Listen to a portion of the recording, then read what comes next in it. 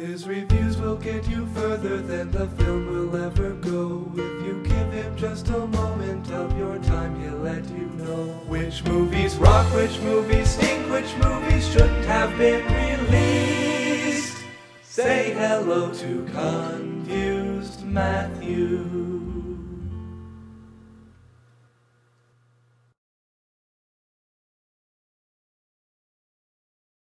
A Night to Remember is a 1958 film which gives us something refreshing in light of James Cameron's 1997 blockbuster, a good Titanic movie. This film features no trite love stories with fictional characters. It portrays no contrived class struggles and doesn't portray William Murdoch as a suicidal murderer. What it actually does is to tell the real story of the Titanic. This story is told from the point of view of the actual passengers and crew, and the film is based on the non-fiction book of the same name written by Walter Lord and was taken from actual accounts by some people on the actual voyage. The film is made with a style of acting and directing that is archaic in this day and age, but it still manages to convey the story and emotions quite well. Far from seeing the steerage passengers locked behind a gate to die like so much garbage, this film portrays the officers and crew of the Titanic doing what they actually did, trying to evacuate everyone on the ship as efficiently as possible without starting a panic. There are a great many issues this film addresses that I was very pleased to see, as the James Cameron film all but ignored them. One such issue is that the Titanic was actually receiving numerous ice warnings that they completely ignored. There is, however, a slightly controversial issue portrayed in this film, and that is that before the sinking of the Titanic, there was another ship on the horizon, the SS Californian, which was a mere 10 miles away. This ship was still visible even as the Titanic was sinking. Titanic signaled the distress call to them, but they didn't respond. Now, there have been several reasons and accounts given for this in the last 100 years, and it's still a really controversial issue to this day.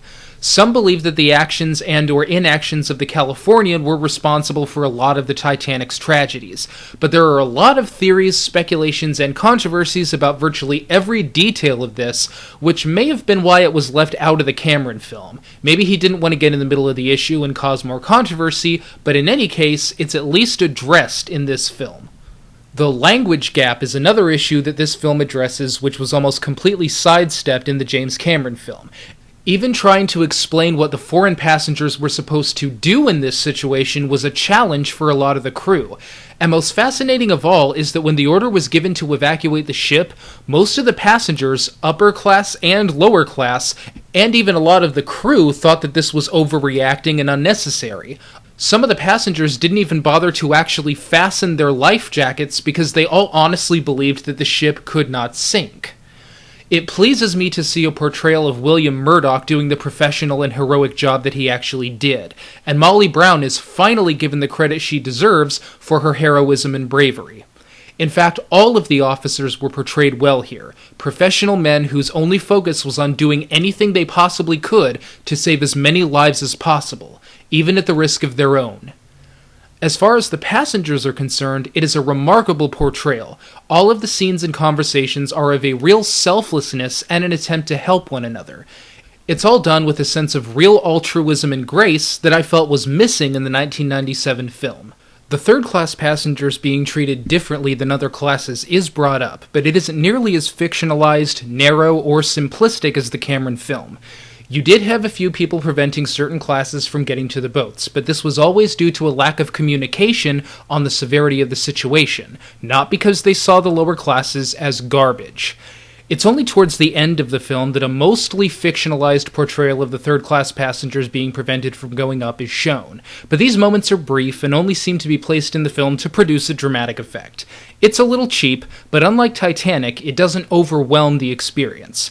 Occasionally, the film will approach the issue of men trying to sneak onto the lifeboats and save themselves, but it's clearly portrayed as the minority case. A lot of the time, the women and children were so reluctant to get into the boats that they had to be placed on by force.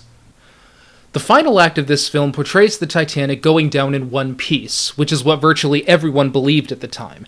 It wasn't until decades later, when the wreckage was discovered, that we learned the boat snapped in two, although various people had been testifying to that effect for years.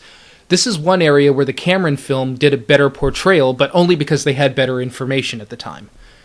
And the last few scenes spend a lot of time on the debates that were taking place in the lifeboats as to whether or not to return. It's all done very well and in the spirit of what actually happened. A Night to Remember captures the courage, bravery, and professionalism of these events in a way that a good Titanic movie should, and after Cameron's fictional portrayal of this real history, it was a very refreshing film. It's hard to comment further on a movie this old and somewhat out of date, but the issues and themes in the film still remain universal.